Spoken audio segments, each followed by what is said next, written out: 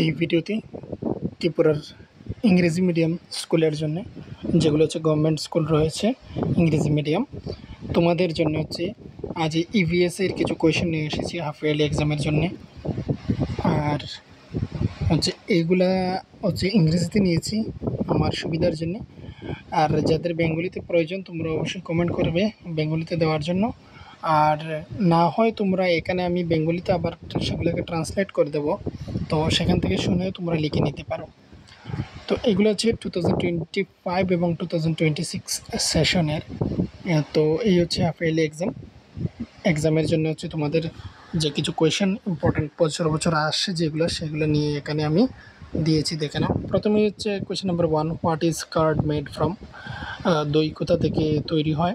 তারপর হচ্ছে number 2, name এ, এখানে দেখতে পাচ্ছ name a fruit available in summer, সামারে হচ্ছে কোন কোন ফলগুলি পাওয়া যায় বা গ্রীষ্মকালে কোন কোন পাওয়া যায় ফল, সেটা নাম লেখার জন্য। তারপর হচ্ছে 3 নম্বরে, which planet in solar system has the existence of life, এখানে হচ্ছে বলা হয়েছে, দেখে নাও, এই যে আমাদের রয়েছে প্ল্যানেট মানে হচ্ছে গ্রহগুলি, এগুলির মধ্যে কোন গ্রহের মধ্যে হচ্ছে লাইফ এক্সিস্ট করার বা লাইফ রয়েছে বা জীবন রয়েছে, সেটা হচ্ছে পৃথিবী। আর আর্থ হচ্ছে answer. Name one animal seen in the forest, বনে দেখা যায় বা অরণ্যে পাওয়া যায় এমন একটি পশুর নাম লেখার জন্য। তারপর রয়েছে what is the nature of digestive juice, পাচক রসের প্রকৃতি কীরকম। তারপর হচ্ছে name one animal whose ear is bigger than our ears, তো আমাদের কানের থেকে বড় কোন প্রাণীর কান রয়েছে সেই প্রাণীটির নাম লেখার জন্য। Name the substance which is insoluble in water, এমন একটি জিনিসের নাম করো যা হচ্ছে জলে মেশে না। তারপর হচ্ছে name one plant which trap animals, একটা গাছের নাম করার জন্য যে হচ্ছে অ্যানিমেলকে ফাঁদে ফেলে বা কীটপতঙ্গ ভক্ষণ করে সেটা। Where did the coffee beans originated, coffee beans কোথা থেকে তৈরি হয় বা কোথা থেকে আসে। তারপর রয়েছে write the name of some poisonous snake, কিছু বিষাক্ত সাপের নাম লেখার জন্য। তারপর রয়েছে what is balance diet, balance diet কি। তারপর হচ্ছে how do snakes hear sounds, সাপেরা কীভাবে শোনে। What is made of raw and ripe mangoes, পাকা এবং কাঁচা আমের থেকে কি কি তৈরি হয়। তারপর রয়েছে 14 নাম্বার, দেখতে পাচ্ছ এখানে, why is glucose drip use, glucose drip কিসের জন্য ব্যবহার করা হয়।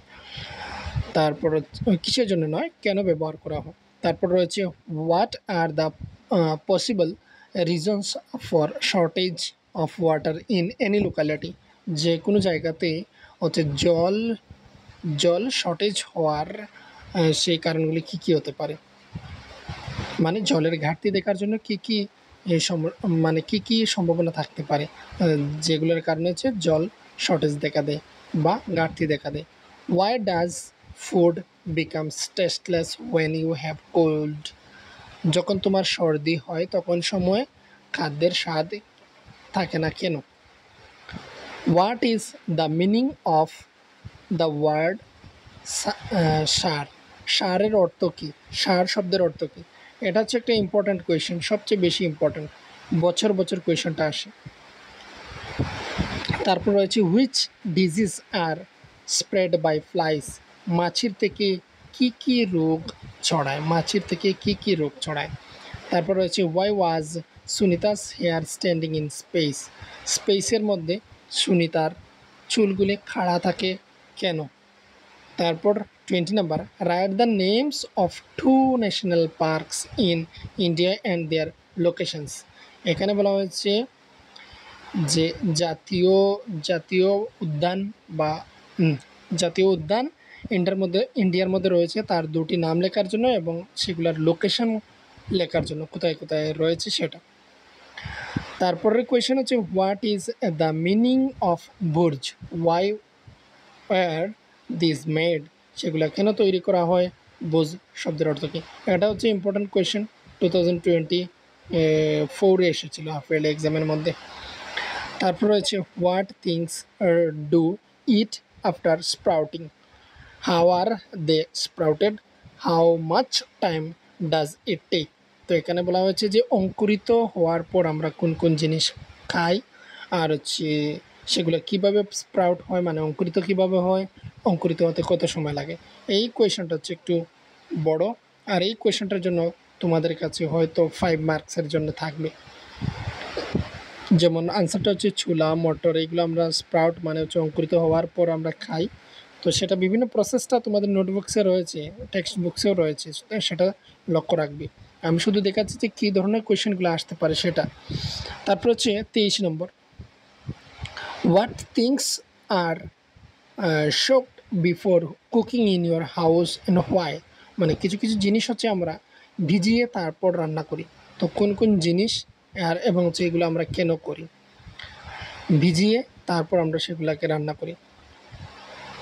ও তারপর হচ্ছে নাম্বার 24, যেমন what is inside the seeds, বীজের ভিতর কী থাকে।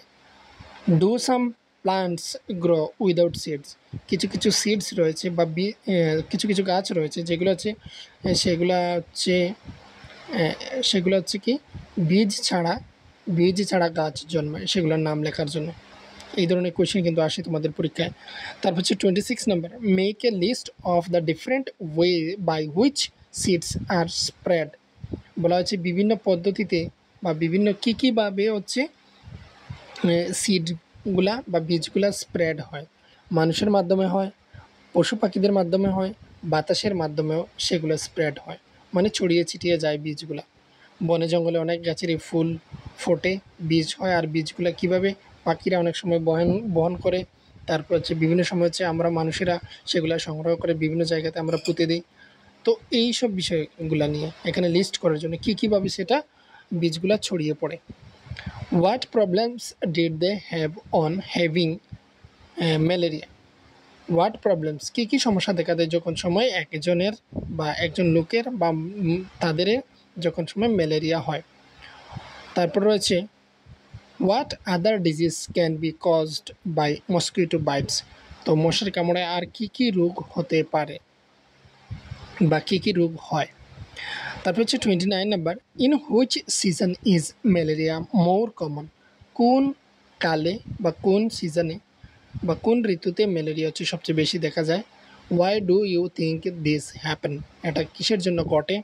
তারপর হচ্ছে 30 number, what is sar or what is the meaning of sar, আর তারপর হচ্ছে ডিফাইন সার। তো এই রয়েছে কোয়েশ্চেন। আর লাস্ট কোয়েশ্চেন যেটা তোমরা দেখতে পাচ্ছ এটা হচ্ছে খুবই ইম্পর্ট্যান্ট। এর আগেও একবার আমি এখানে দিয়েছিলাম, কিন্তু এখানে লাস্টেও আবার দিয়ে দিয়েছি। এটা হচ্ছে ইম্পর্ট্যান্ট কোয়েশ্চেন। আরও অনেক কোয়েশ্চেন রয়েছে তোমাদের এখানে যেগুলো হচ্ছে পরীক্ষার খাতায় কিন্তু তোমাদের আসে। তো এইগুলা যেগুলো দিলাম এগুলো হচ্ছে খুবই ইম্পর্ট্যান্ট কোয়েশ্চেন কিছু। তোমরা যারা বেঙ্গলি প্রয়োজন তোমরা বেঙ্গলিটা শুনে তোমাদের বইয়ের সঙ্গে মিলিয়ে নিতে পারো বা লিখে নিতে পারো, তোমাদের যেটা সুবিধা হয়। আরও অনেক ভালো ভালো কোয়েশ্চেন রয়েছে তোমাদের। হ্যাঁ, এটা একটা বলে রাখি, আরও 2-3টে কোয়েশ্চেন বলে রাখি, আমার মনে এসে গিয়েছে যে তোমাদের একটা হচ্ছে বাউলি কি, what is baoli, BAULI baoli, what is baoli একটা কোয়েশ্চেন রয়েছে। আর একটা কোয়েশ্চেন হচ্ছে যেমন সাপেরা কোন নাচার মতো নাচে, কোন নাচের মতো সাপেরা নাচে সেটা। আর বাউলিটাও ইম্পর্টেন্ট, বাউলিটা এসেছিলো গত বছরে এসেছিলো বাউলি, হোয়াট ইজ বাউলি, তোমরা পেয়ে যাবে তোমাদের বইয়ের মধ্যে রয়েছে। এই ছিল কয়েকটা কোয়েশ্চেন, সার বললাম, বাউলি ইম্পর্ট্যান্ট, আর হচ্ছে আর যেগুলো এখানে কোয়েশ্চেন বললাম সেগুলো। আর হচ্ছে এই যে ব্যালেন্স ডায়েট, এটা অনেক সময় অনেক নোটবুকে হচ্ছে প্রপার ফুডও বলা হতে পারে এটাকে। প্রপার ফুড কাকে বলে সেটা নিয়ে। তো এখানে হচ্ছে শেষ করছি। আর তোমাদের যদি কোনো কিছু প্রয়োজন হয় তোমরা অবশ্যই কমেন্টে জানাবে, বা হচ্ছে তোমরা হোয়াটসঅ্যাপেও জানাতে পারো। হোয়াটসঅ্যাপ নম্বর তোমরা নিশ্চয়ই জানো, সেখান থেকে তোমরা জানাতে পারো, বা ইনস্টাগ্রামে তোমরা ফলো করতে পারো। ইনস্টাগ্রামে রয়েছে আমার আইডিটা এখানে লিখে দিচ্ছি, দেখে নাও, @ তারপর হচ্ছে ডিটো নাথ। এখানেও যোগাযোগ করতে পারো, ভয়েস রেকর্ড করেও আমার সঙ্গে কথা বলতে পারো।